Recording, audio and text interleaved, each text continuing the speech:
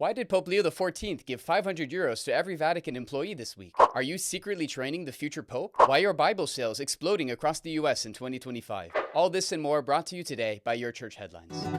Hello and welcome to Church Headlines, your weekly Catholic news recap. I'm Brother Darius Lawrence and I'm delighted you're here for our latest episode. Don't forget to like and hit the subscribe button to stay up to date with the Catholic world. Let's dive right in. In a gesture of quiet generosity, Pope Leo XIV personally authorized the distribution of €500 to every employee of the Holy See and Vatican City State. The gift was given on May 23rd, and though no public explanation was given, it is a long-standing tradition to give the Vatican employees a bonus after the election of a new pope. The act contains much symbolic weight as a sign of gratitude and encouragement during a time of transition.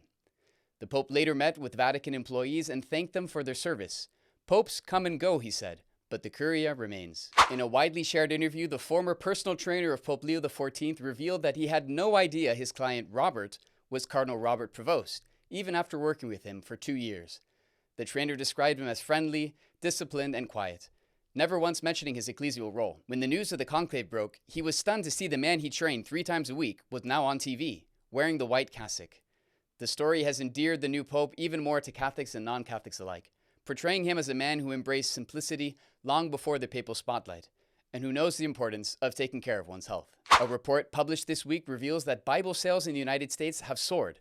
While the total sales of printed books increased by only 1% in 2024, the sales of Bibles grew 22%.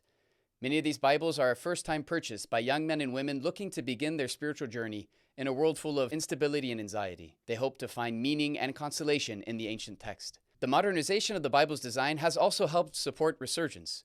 Publishers have sought to diversify their offering to appeal to different audiences, with complementary materials such as study guides or commentaries. The United Nations is facing scrutiny for deploying artificial intelligence to target adolescents with messages on abortion, gender identity, and sexuality.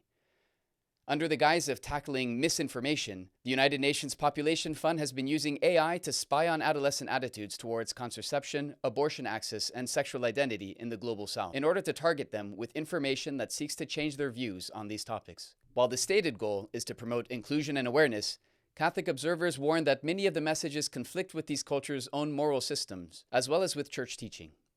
Such manipulative practices are a clear case of what Pope Francis decried as a new form of ideological colonialism from the West. YouTube has shut down a channel that used artificial intelligence to fabricate homilies and reflections falsely attributed to Pope Leo XIV. The channel had been growing rapidly, posting 26 videos with AI-generated audio that sounded like the new Pope.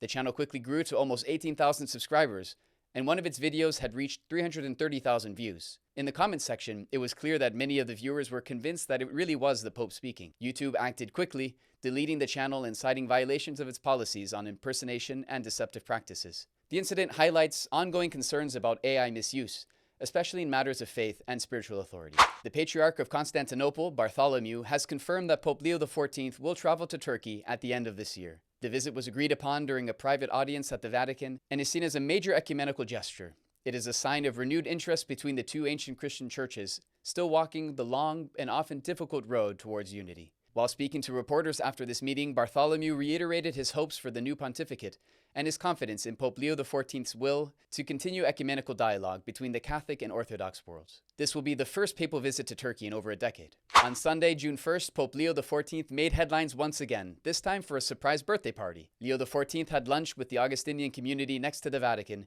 in order to celebrate the 70th birthday of the current Prior General of the Augustinians, Father Alejandro Moral. It was an informal gathering. Pope Leo and Father Moral have known each other for more than 4 decades. They first met while studying together in Rome in the early 1980s. When Prevost became the Prior General of the Augustinians, he named Father Moral his Vicar General, and the two worked together for 12 years. Their birthday meal together was a visible sign of joy and deep friendship. And that wraps up this week's edition of Church Headlines. Thank you for joining us as we keep you informed on the latest news from the Catholic world. Don't forget to like, share, and subscribe to stay connected. Until next time, thank you, and God bless.